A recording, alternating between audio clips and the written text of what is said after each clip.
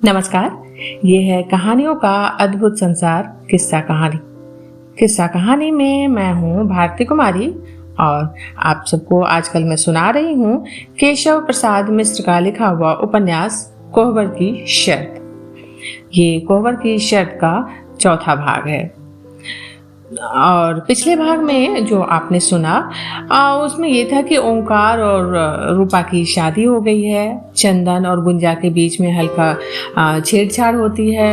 गांव की शादी का माहौल है और कोहबर, जो इस उपन्यास का नाम है कोहबर की शर्त, वो कोहबर की शुरुआत यहाँ से होती है। कोहबर नाम, कोहबर की रस्में, क्या होता है कोहबर, जो मैंने सबसे पहले जो परिचय वाला एपिसोड था उसमें बताया था आपको कि कोहबर एक कक्ष होता है जिसमें नवविवाहित वर वधू रहते हैं। वो वर के पक्ष में भी होता है और वधू के पक्ष में भी होता है।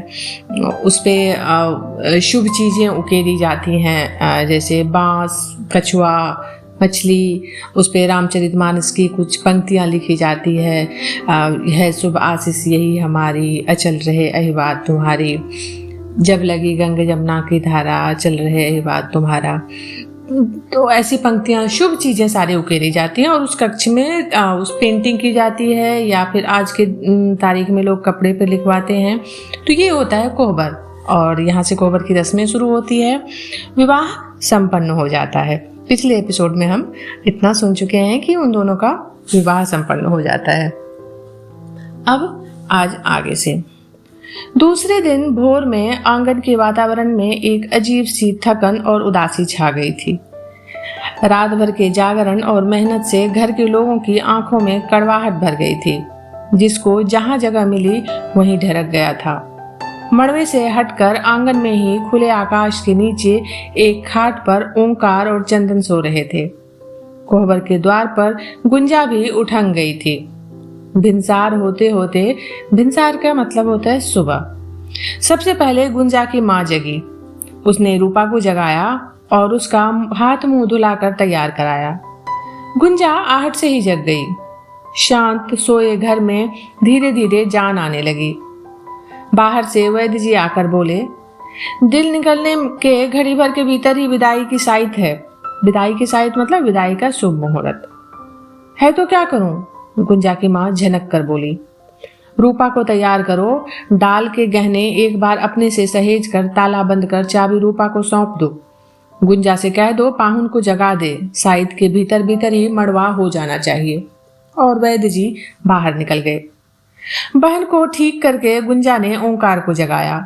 ओंकार तो उठ गया, लेकिन चंदन सुबह उगाता ही ना था। जिसका विवाह हुआ वो तो उठ बैठे हैं और ये हैं जो कुंभकर्ण की नींद सोए हैं। देह में जैसे सांस परान ही नहीं है। क्या सवेरे सवेरे बकने लगी? गुंजा की माँ पास आती हुई बोली। फिर पानी से हाथ गीला कर चंदन की आंखों पर फेरती हुई बोली, उठो बचवा, बिहान हो गया, हाथ मुंह धो लो। कपाड़ मुड़ा के तो एकदम बम भोले बाबा बने हैं, गुंजा हंसते हुए बोली। चंदन बैठकर आंखें मल रहा था। ओंकार उसे लेकर शमियाने में चला आया। घंटे भर में ओंकार और चंदन की आंगन में फिर बुलाहट हुई। मड़वे के नीचे एक पलंग पर बढ़िया गलीचा बिछा हुआ था और गांव घर की ढेर सी ब्याही कुंवारी लड़कियां तथा बहुएं चारों ओर से उसे घेर कर खड़ी हुई थी। जलपान के बाद सास ने ओंकार के हाथ में 25 रुपए और चंदन के हाथ में 11 रुपए दिए। उसके बाद वर देखने को आई हुई भैवदी की औरतों ने एक एक 2-2 रुपए ओंकार और चंदन को देने शुरू किए। ये रस्म हो रही है वर दिखाई की, मतलब रात में विवाह हुआ और सुबह गांव की औरतें वर को, दूल्हे को देखने आई हैं और अपना आशीर्वाद नेक स्वरूप देने आई हैं। ओंकार और चंदन के आगे काफी रुपए जमा हो गए। गांव की औरतें जब रुपये दे चुकी तो अंत में गुंजा ने चंदन के हाथ में रुपये से भरा बुना हुआ जालीदार बटुआ थमा दिया और अलग खड़ी हो गई। और बहनोई को? गुंजा की ओर ताक कर एक औरत बोली। बगल में खड़ी हुई गुंजा की भौजाई लगने वाली एक बहू बोली, बहनोई से इनको क्या मतलब? जिनको बीच लिया भरी सभा में उसका हाथ पकड़ लिया। खड़ी हुई औरतों में हंसी फूट गई। चंदन ने हाथ का बटुआ आगे गलीचे पर रख दिया। इसे खोल के बताओ कि कितने रुपए हैं, धरने को नहीं दिया है। गुंजा कुछ अकड़ कर बोली। अरे खोल के गिन दो बबुआ, तो तुम्हारे साथ लग जाएंगी ये। भौजाई ने फिर से मजाक किया। तक जहां जो मन में आता है बोल देती है भौजी, गुंजा बोली। ऐसा दूल्हा खोजने पर भी नहीं मिलेगा गुंजा बबनी। शहबलिया को खाली मत लौटाओ, संग में लग जाओ। कहो तो चाची से कह दूं। भौजाई ने अपने मजाक करने के कार्यक्रम को जारी रखा। चुप रहोगे कि नहीं? गुंजा फिर बिगड़ गई। सरगवासी के फंदे पर पतली डोरी से बंधे चुन्नटदार मुंह वाले बटुए को खोलने की चंदन कोशिश करने लगा। काफी कोशिश के बाद भी जब बटुए का फंदा न सरका तो गुंजा बोली, ये अकिल हैरानी बटुआ है बच्चा, तुम्हारी बहन का बनाया नहीं है जो फट से खुल जाएगा। हार मान लो तो खोल के दिखा दूं। चंदन ने गुंजा की ओर देखा, तभी बाहर से नाऊ आकर बोला, बाहर असवारी लगी है, रूपा बबनी को लेकर चढ़ाना है, ले चल के चढ़ाना है। साइड के भीतर पीढ़ा बहरिया जाना चाहिए। घाम का दिन है, 1.5-2 कोस धरती नापनी है, कहारों का दम निकल जाएगा। मड़वे की रस्म हो गई हो तो पाहुन को जनवासे में लेवा जाऊं? अभी नहीं, पाहुन बाद में जाएंगे, गुंजा बोली। अभी तो इन लोगों को खिलाना पिलाना है। कुछ औरतें ओंकार चंदन के पास रहीं, कुछ सामने वाले घर में बैठी हुई रूपा को गहने कपड़े पहनाने चली गई। 15-20 मिनट के बाद ही अखबार भेंट की रुलाई से घर आंगन भर आया। माँ, बहन, चाची, दादी, सखी, सहेलर से गले पकड़ के रूपा रोती जा रही थी। घर में से जो भी निकलती सभी लाल लाल आंसुओं से डूबी आंखें आंचल की छोर से पूछती हुई। बेटी को चुप कराने वैद्य जी आए। रूपा बाप के पांव पकड़ फिर से रो पड़ी। बेटी को चुप कराने की जगह वैद्य जी स्वयं रोने लगे। होंठ कांपने लगे और गालों पर से आंसू की बूंदें टप टप धरती पर गिरने लगी। हार कर उन्होंने नाउन को इशारा किया। नाउन ने दोनों कंधे पकड़कर रूपा को अलग हटाया और चादर उड़ाकर द्वार पर लगी डोली में बिठाने ले चली। आगे रूपा, पीछे उसे पकड़े हुए नाउन और चारों ओर से घेर कर धीरे धीरे चलती हुई गांव टोले की लड़कियां, सबकी आंखें भरी हुई, सबके चेहरे उदास। नाउन ने रूपा को डोली में बिठा दिया।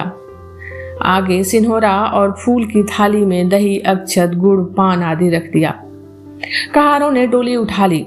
गांव के बाहर कुछ दूर पहुंचाने के बाद डोली के साथ नाउन और कुछ लड़कियां भी गईं। दिया सत्ती के पास डोली रुकी। रूपा और ओंकार से नाउन ने पूजा करवाई और डोली आगे बढ़ गई। बाहर बारातियों से मिलनी हो चुकी थी। मिलनी समाप्त होने के बाद बारातियों में से किसी ने पूछ लिया, वैद्य जी ने काका को दहेज में क्या दिया? वैद्य जी हाथ जोड़कर खड़े हो गए, हमारे पास है ही क्या। तभी भीतर से ओंकार और चंदन आ पहुंचे। किसी ने इशारा कर दिया। सामने चरण से बंधी गाय का पगहा चंदन खूंटे से खोलने लगा। है ये क्या बबुआ, गाय मार देगी? कहते हुए वैद्य जी का चरवाहा चंदन को रोकने के लिए आगे बढ़ा। नहीं, रोक मत। लड़के ने जब पगहा थाम ही लिया तो गाय खोल के साथ लगा दे। वैद्य जी मुस्कुराते हुए बोले, हमसे कहते बेटा, ये कौन सी बड़ी बात है? गाय पर खुश हो तो ले जाओ गाय। यहाँ पर दहेज की बात हो रही है। लड़के वाले के मन में कोई बात नहीं आती, लेकिन समाज के लोग पूछने लगते हैं कि क्या दिया आखिर वैद्य जी ने। और चंदन जो बच्चा है सिर्फ 12 साल का, उसे इशारा करते हैं कि गाय खोल लो, और वो बच्चा कुछ ना समझते हुए जाकर गाय खोलने लगता है। तभी वैद्य जी उसे कहते हैं कि ले जाने दीजिए इसे गाय को। चंदन को इशारा देने वाला अनिरुद्ध था। उसने सोचा वैद्य जी नानुकुर करेंगे, लेकिन वैद्य जी का ये हाल देख तो वो दब गया। कई लोगों के साथ वैद्य जी बारातियों को पहुंचाने के लिए गांव के बाहर तक आए। बारात चौबे छपरा से विदा हो गई। उपन्यास का ये भाग आज यहीं पर समाप्त कर रही हूँ। जल्दी ही मिलती हूँ एक नए भाग के साथ। आप सुनते रहिए भारती कुमारी के साथ केशव प्रसाद मिश्र का उपन्यास कोहबर की शर्त।